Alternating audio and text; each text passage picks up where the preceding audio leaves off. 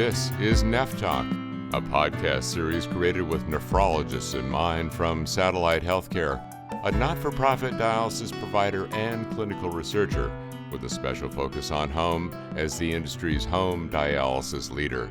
I'm Christopher Springman, and let's get cooking. Hi, I'm Dr. Schusterman, the cooking doc. Now, you've heard me say change your buds in my videos, but what does change your buds actually mean? It means learning to change your taste buds so they actually enjoy healthy food. But this doesn't happen quickly, it takes time. You have to teach your taste buds to like healthier things, whole grains, vegetables, fruit. And that's what the cooking doc is all about. It's about teaching you to make those things actually taste good. And once you make these changes, you won't have to fight as hard against your cravings for unhealthy foods. Your cravings will actually go away over time. Dr. Schusterman, thank you for joining us on NephTalk from beautiful Greenville, South Carolina. Thanks so much for having me. Glad to be here. You are a nephrologist and a great cook too, and I've enjoyed your program, The Cooking Doc, on YouTube and Facebook. Let's discuss hashtag Change Your Buds, which is part of your overall strategy, I believe, to enhance the effectiveness of dialysis for patients and ultimately appeal to their families and the public buds as well. Am I on the right track there? It's really for anybody who has grown up or developed a taste for unhealthy foods over time. So the Change Your Buds refers to your taste buds, of course, and it's a hashtag that I've used on Twitter and also with all of my blog posts and videos. And the whole point is that if you don't change your buds to enjoy healthier food, you're not going to eat healthier food. If you don't like healthy food, if you take a bite of a broccoli or spinach or roasted chicken instead of a fried chicken and you just say, oh, this is terrible, I don't like it, I'm not going to be able to convince you to eat in a healthier way. What are the specific dietary needs of a dialysis patient, and why is adherence to a dietary program crucial for dialysis to produce the best outcome possible? When you're on dialysis and you're not monitoring what you're eating very closely, it's easy to eat too much potassium or too much fluid or too much phosphorus that your kidneys aren't able to get rid of. And those levels can build up to levels in your body that are dangerous, levels in your blood. And one of the things that I tell my patients is that your diet on dialysis may be very different to the person who's sitting next to you in the dialysis chair. In fact, you really don't support the idea of a generic dialysis diet except as a base, because it doesn't necessarily apply to all people who are on dialysis. Exactly. And the reason that that's so important is dialysis itself is a pretty difficult quality of life for a lot of people. And food comes with such enjoyment that if you apply a generic dialysis diet to everybody, you have people that don't need to give up things like a fresh summer tomato, giving them up. Everybody really is different, and the fact that they have dietitians at the dialysis center really allows them to give an individual diet to each person. In reviewing your programs over the last 6 years, you've evolved the show, The Cooking Doc, from a strictly nephrologist conversation to be more inclusive, including creating very clever 1-minute videos with no voiceover, on-screen cooking tips and ideas about ingredients, as you did with the Healthy Pasta Salad Show. Let's take a look at that program and discuss what inspired these changes.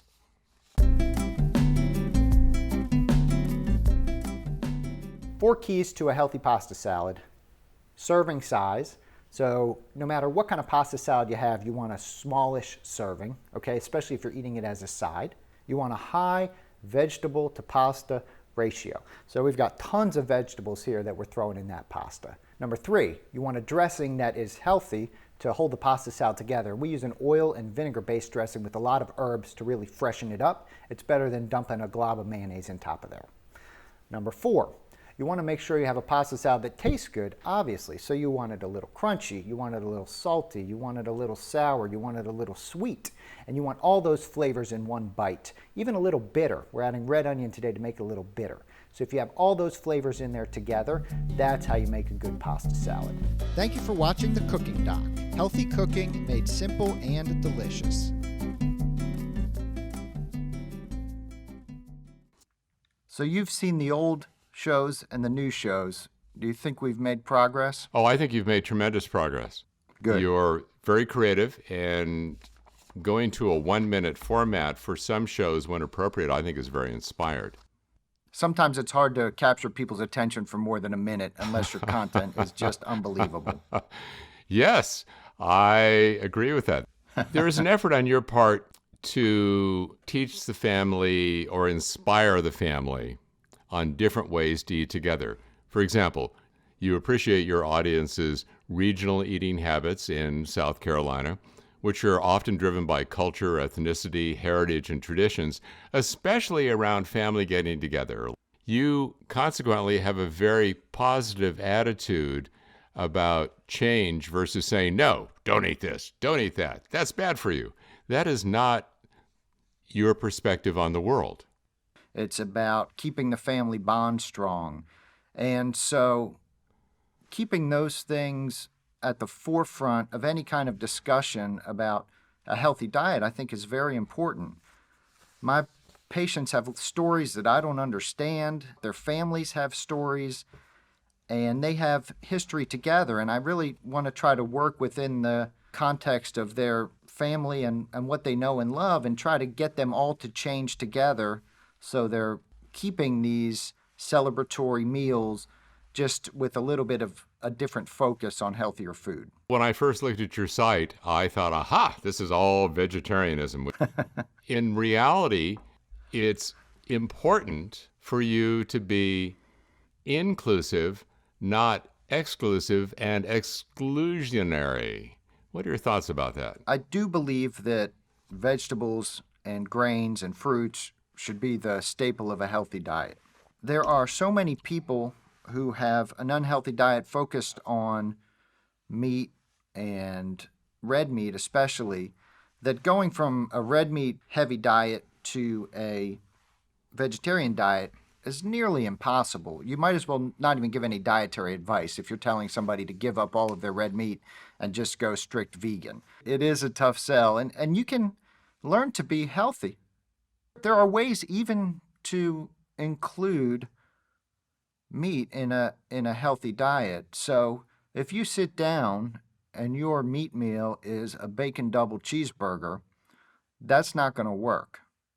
Over time, that's going to lead to health problems. If you absolutely have to have that red meat occasionally, you sit down for a single burger. You leave off the cheese. You leave off the bacon. You have only one burger instead of two. Maybe you leave off the bread if you're trying to make it a little bit healthier. So there are ways to be inclusive and encourage people to do things that are within their ability. I looked at your work on Facebook and also, of course, on YouTube with the Cooking Doc.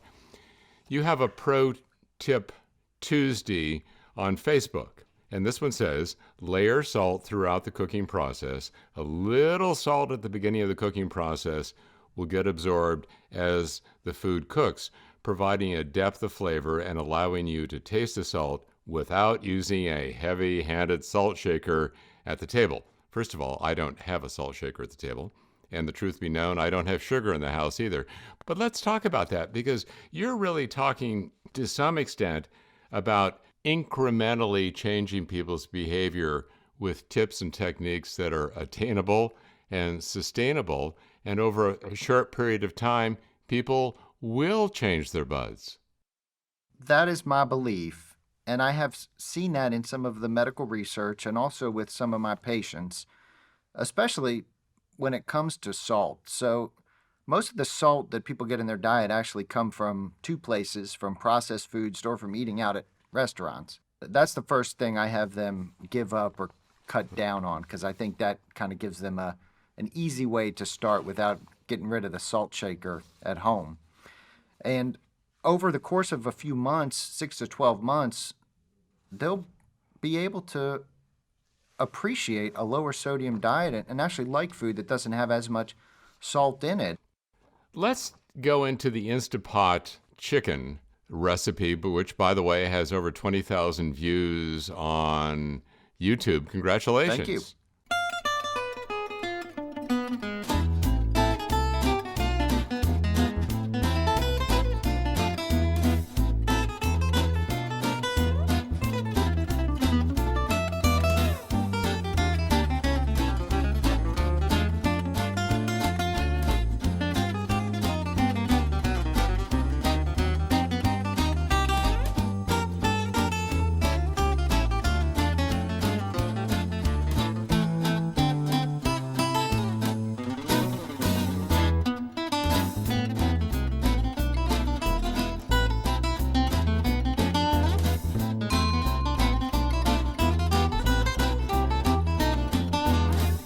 Much yum.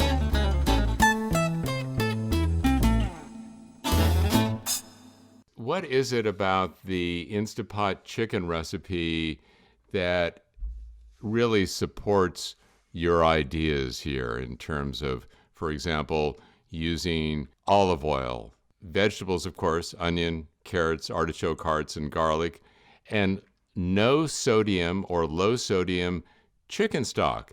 These are all very, very subtle ways to work towards that ultimate goal. Would you agree with that? I would. So the thing about the Instapot chicken recipe is it's a really nice family recipe, and it's really easy to make if you have an Instant Pot. This reminds me of the discussions I've had on cardiac rehab, where the whole family gets together as a support group and makes cooking a team sport.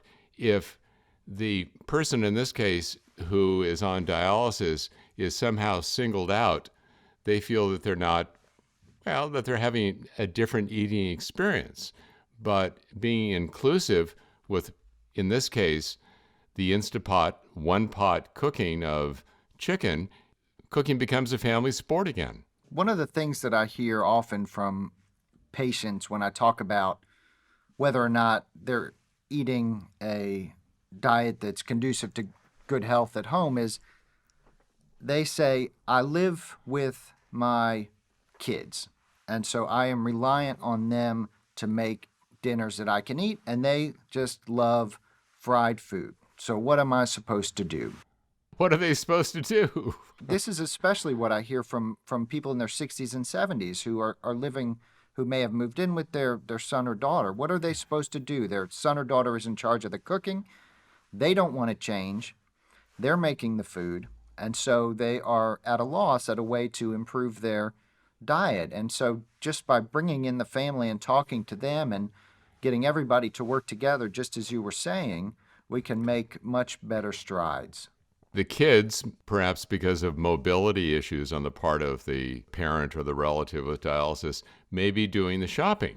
You got it. And there's nothing like having someone walk in the door with grocery bags and hearing a groan on the other side of the table. Oh no, are we going to eat blank again?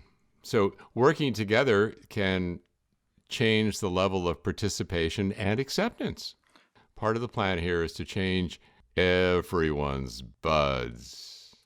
Dialysis patients have a lot of medical problems, and that's why I hate to tell them all the time that you cannot eat this or you cannot eat that. I look at the traditional renal diet or dialysis diet, and it's no sodium, diabetic friendly, no phosphorus, fluid restricted, low potassium, low sugar, and then you have to make it taste good. And if you're following all those rules, there is basically nothing left to eat. So we really have to work to make it taste good within those confines, or just expand the ability of people on dialysis to eat different foods. Well, that reminds me of a sign I saw the other day in the supermarket for a snack food. It said, no sugars, no fats, no calories, under which someone had written in magic marker in big letters, no fun. You know what it should say under there? Under that black marker where it says no fun, it should also probably say no taste, right? That goes without saying, Doctor. Goes without saying. I mean, foods that are labeled like that makes me just take a step back and think, why are people eating those foods? And I think about that whenever I try to eat any food or recommend a food to somebody. Is it at least nourishing? Are we eating it because it's nourishing? Are you eating it because it tastes delicious? I do not want people to have that kind of relationship to food. I think it's inherently negative, and food should be a positive thing, an enjoyable thing. I love to eat. We all love to eat. I really admire your strategy here.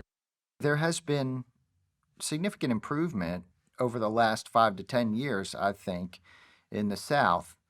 I've noticed that in Greenville, more and more healthy options to eat, and more people embracing a diet that doesn't focus on the fat, salt, and sugar. I think as the time goes on, changing individual people's buds, their taste buds, so that they enjoy food that's not shrimp and grits, fried chicken, I think will have a tremendous impact. What kind of response have you received from your patients and friends, fans, followers on social media, on Facebook and YouTube?